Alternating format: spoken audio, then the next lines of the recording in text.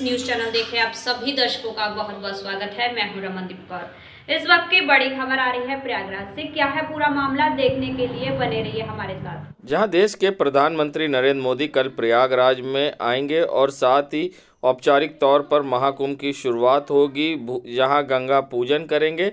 तो उससे पहले सूबे के मुख्यमंत्री योगी आदित्यनाथ आज प्रयागराज पहुंचे हैं और महाकुंभ जनपद पहुंचकर उन्होंने पीएम के कार्यक्रम को लेकर स्थलीय निरीक्षण किया। सबसे पहले वे संगम नोज पहुंचे, जहां पर मां गंगा की पूजा करेंगे देश के प्रधानमंत्री नरेंद्र मोदी। उन्होंने पहुंचकर जहां गेटी का निरीक्षण किया है और ऐसे में उनके साथ डिप्टी सीएम केशव प्रसाद मौर्य, मंत्री नंदी व एमएलसी सुरेंद्र चौधरी, महापौर गणेश केसर वानी संग कई विधायक और मंत्री मौजूद थे। और साथ ही वहां से पहुंचकर उन्होंने अस्पताल का भी निरीक्षण किया और अस्पताल में किस तरह की व्यवस्था होनी चाहिए उसके लिए भी उन्होंने निर्देशित किया है। और साथ ही उन्होंने किला घाट और अन्य जगहों का निरीक्षण किया है। और बता दें, अस्पताल में निरीक्षण के दौरान उनके साथ डिप्टी सीएम केशव प्रसाद मौर्य, पूर्व मंत्री सिद्धार्थ नाथ सिंह व मंत्री जयवीर सिंह और मंत्री नंदी व एमएलसी सुरेंद्र चौधरी भी मौजूद थे।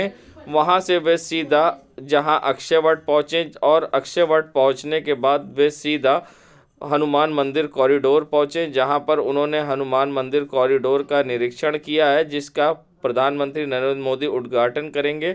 और उन्होंने वहां पर निरीक्षण करने के बाद लेटे हनुमान जी की आरती की और पूजा अर्चना की है। और साथ ही ऐसे में पूजा अर्चना करने के बाद लखनऊ के लिए रवाना हो गए हैं। सूबे के मुख्यमंत्री योगी आदित्यनाथ आज प्रयागराज पहुंचे थे, जहां कल देश के प्रधानमंत्री नरेंद्र मोदी संगम नोच पहुंचेंगे और जहां पर वे गंगा पूजन करेंगे और जिसके बाद सभा को संबोधित करेंगे और कई परियोजनाओं का जहां वे उद्घाटन भी करेंगे, जिसको लेकर आज सूबे के मुख्यमंत्री योगी आदित्यनाथ प्रयागराज पहुंचे थे। जिससे सबसे पहले वे संगम नोच पहुंचे हैं, जहां पर उन्होंने गेटी का निरीक्षण किया है, भूमि पूजन की जगह का निरीक्षण किया, साथ ही सभा जहां पर होनी वहां का निरीक्षण किया। जिसके बाद वे अक्षयवट पहुंचे और साथ ही उन्होंने जहां सरस्वती कूप और हनुमान मंदिर कॉरिडोर का निरीक्षण किया। जिसके बाद उन्होंने अस्पताल का भी निरीक्षण मेला क्षेत्र में किया है और उसके बाद वे सीधा मेला प्राधिकरण पहुंचे, जहां पर उन्होंने जनप्रतिनिधियों के संग बैठक की है, बात की है और ऐसे में अब वे लखनऊ के लिए रवाना हो गए हैं। सैयद मोहम्मद आमिर, प्रयागराज। महाकुंभ को दिव्य और भव्य बनाने के लिए हर कोई अपने अपने तरीके से तैयारी कर रहा है। वहीं देश के प्रधानमंत्री महाकुंभ जनपद पहुंचेंगे और गंगा पूजन के साथ कई विकास कार्यों का उद्घाटन करेंगे। वहीं प्रधानमंत्री के स्वागत के लिए रिकॉर्ड अपने नाम कई कर चुके हैं। राजेंद्र तिवारी उफ दुकान जी ने अमृत कलश का मुकुट बनाया, जिसे पहन के प्रधानमंत्री का स्वागत करेंगे। साथ ही महाकुंभ में नो प्लास्टिक जोन बनाने के लिए लोगों से अपील करेंगे। बता दें, दुकान जी इससे पहले जहां नगर निगम के स्वच्छता को लेकर ब्रांड एम्बेसडर थे और साथ ही वो मूछ नृत्य भी करते हैं मोमबत्ती लगा के। और ऐसे में उनके पास कई ऐसे एग्जीबिशन हैं जिसमें वे म्यूज़ियम में अपने पुराने प्राचीन समय के सिक्के व अन्य सामान भी रखते हैं। और उनके पास सबसे छोटी गीता भी है और हर बार कुछ ना कुछ नया करके लोगों के लिए आकर्षण का केंद्र होते हैं। जहां इस बार महाकुंभ को लेकर उन्होंने अमृत कलश बनाया है और क्या कुछ कहना है उनका इस पूरे मामले पर, आइए दिखाते हैं आपको। का सबसे बड़ा महाकुंभ 2025 में लगने जा रहा है, जिसके लिए पूरे दुनिया की नज़र हमारे प्रयागराज के ऊपर है और हमारे देश के प्रधानमंत्री जी और उत्तर प्रदेश के माननीय मुख्यमंत्री जी का पूरी नज़र प्रयागराज के ऊपर है। यहाँ के शासन प्रशासन हर प्रकार से हर कार्य को कर रहा है, लेकिन हमारे देश के प्रधानमंत्री जी कल जो प्रयागराज पधार रहे हैं, तो और वो हमारे औपचारिक रूप से ही महाकुंभ का एक शुरुआत भी करेंगे। इसलिए मैं पूरे प्रयागराज की ओर से, कलाकारों की ओर से, सबकी ओर से मैं ये अपना कुंभ कलश बना के अपने सर पे लगाकर पूरे मेला क्षेत्र में घूम घूम कर मैं प्रधानमंत्री जी का और कुंभ का स्वागत करूंगा। क्योंकि पहली बार हमारे मुख्यमंत्री जी ने भी जो प्रयागराज को पॉलीथीन मुक्त रखने की बात कही, ये बहुत बड़ी है। विगत 35 बरस से मैं इसमें लगा हुआ था, लेकिन इतनी खुशी है कि मुख्यमंत्री और पूरा शासन प्रशासन लगा हुआ है कि इस बार का जो महाकुंभ है वो पॉलीथीन मुक्त रहेगा मैं घूम घूम कर आने वाले जितने भी अखाड़े हैं मैं उनसे निवेदन कर रहा हूं, इस बार आपके अखाड़ों में जितने भी बड़े बड़े भंडारे होंगे उसमें प्लास्टिक का यूज न करके मिट्टी के कुल्हड़, कप, ग्लास और कागज के कप, ग्लास, पत्तल का ही प्रयोग करेंगे, जिससे पूरा मेला क्षेत्र साफ स्वच्छ रहेगा और माँ गंगा भी प्रदूषण से मुक्त रहेंगी। रात को 12 बजे के बाद ही हमारे दिमाग में कुछ नई चीज करने की आती है और अचानक मुझको परसों 4 दिन पहले 5 दिन पहले मुझको ध्यान आया कि प्रधानमंत्री जी का स्वागत कैसे किया जाए और मैं इसके लिए बुलाकर मैं इस मुकुट को, कलश को तैयार किया और प्रधानमंत्री जी का स्वागत मैं प्रयागराज की ओर से इसी कलश को सर पे रख के मैं घूम घूम कर करूंगा।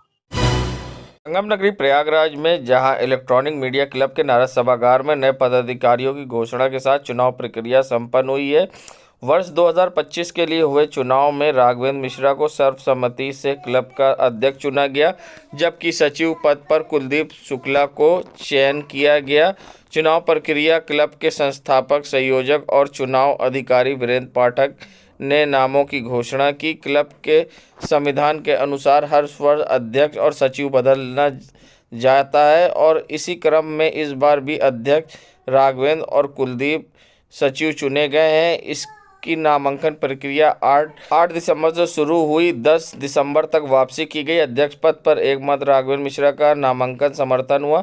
सचिव पद पर 2 व्यक्तियों का नामांकन समर्थन किया गया। इसके बाद एक प्रत्याशी ने अपना नामांकन वापस ले लिया। आज 12 दिसंबर को हर वर्ष की भांति इस वर्ष भी चुनाव प्रक्रिया पूरी हुई गई और नए अध्यक्ष तथा सचिव का नाम कर घोषित कर दिया गया। वर्तमान अध्यक्ष दिनेश तिवारी नए अध्यक्ष का माल्यार्पण कर बधाई दी। इस संस्था कि यहाँ पर हर साल अध्यक्ष और सचिव बदल जाते हैं, लगातार अध्यक्ष और सचिव नहीं रह सकते। हमारे बाएं तरफ श्री दिनेश तिवारी जी वर्तमान अध्यक्ष थे और आज नए अध्यक्ष राघवेंद्र मिश्रा और सचिव कुलदीप शुक्ला चुने गए हैं। 2025 में यही दोनों लोग इलेक्ट्रॉनिक मीडिया क्लब का नेतृत्व करेंगे। सभी का सुझाव मांगा गया था। वर्तमान में जो एक्टिंग जर्नलिस्ट होगा और कम से कम 3 साल का उसका अनुभव हो, सदस्य हो इलेक्ट्रॉनिक मीडिया क्लब का, वही अध्यक्ष और सचिव बन सकता है।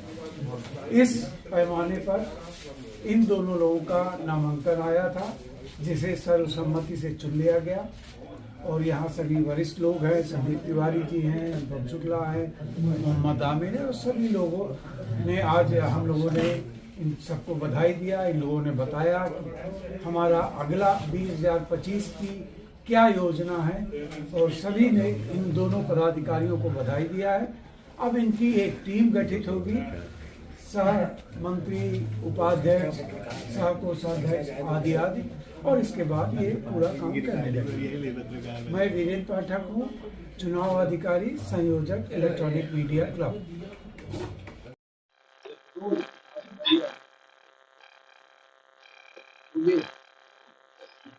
प्रयागराज का सबसे बड़ा इलेक्ट्रॉनिक मीडिया का संस्थान इलेक्ट्रॉनिक मीडिया क्लब इलाहाबाद की ओर से मुझे जो आज सौभाग्य मिला है अध्यक्ष बनने का, उसके लिए मैं समस्त इलेक्ट्रॉनिक मीडिया क्लब के सदस्यों का आभार व्यक्त करता हूं। साथ ही जिस उद्देश्य से इलेक्ट्रॉनिक मीडिया क्लब की स्थापना हुई थी 2007 में, पत्रकारों के हित रक्षण के लिए, लगातार यह इलेक्ट्रॉनिक मीडिया क्लब प्रयागराज के पत्रकारों का हित रक्षण करता चला आया है 2007 से। और मैं अपने कार्यकाल में मैं भी यही चाहूंगा कि जो यहाँ के पत्रकार हैं उनका हित रक्षण हो और इलेक्ट्रॉनिक मीडिया क्लब समाज से, पत्रकारों से, सबसे एक समन्वय स्थापित करके आगे बढ़े और निष्पक्ष पत्रकारिता के लिए यह क्लब हमेशा जाना जाता है। तो जो मुझे दायित्व सौंपा गया है, इस वर्ष का अध्यक्ष पद का जो दायित्व सौंपा गया है, उसे मैं बखूबी निर्वहन करने का प्रयास करूंगा और जो भी संगठन की जो भी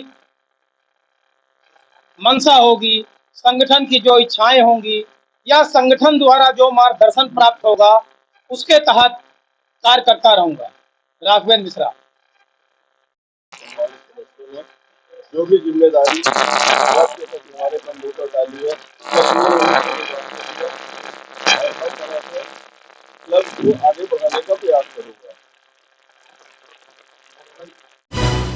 बांग्लादेश में हो रहे हिंदुओं पर अत्याचार के विरोध में अब मुस्लिम राष्ट्रीय मंच ने विशाल प्रदर्शन किया है। बता दें, सुभाष चौराहे से लेकर पत्थर गिरजाघर तक मुस्लिम समुदाय की औरतें और पुरुषों ने जहां विरोध जाहिर किया है और साथ ही प्रधानमंत्री से हस्तक्षेप करने की मांग की है।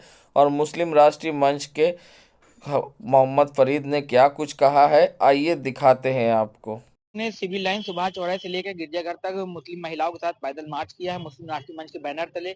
जिस तरीके से बांग्लादेश में हिंदू भाइयों और अन्य अल्पसंख्यक समाज के साथ जिस तरीके से जो है अभद्र की जा रही है, उनकी तमाम तरीके की घटनाएं हो रही है, मंदिर ध्वंस किया जा रहा है, इस पे हम लोगों ने आज कड़ा रुख अपनाते हुए आदरणीय इंद्रेश कुमार भाई साहब के दिशा निर्देश पर आज हम लोगों ने यहाँ पे पैदल मार्च निकाला है।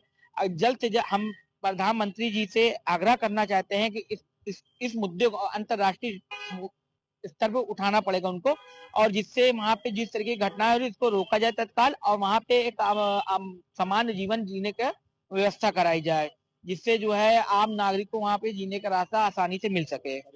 मोहम्मद फरीद साबरी, पूर्वी उत्तर प्रदेश संयोजक, मुस्लिम राष्ट्रीय मंच, उत्तर प्रदेश, प्रयागराज। देश दुनिया की खबरों के लिए world media times news channel को सब्सक्राइब करें।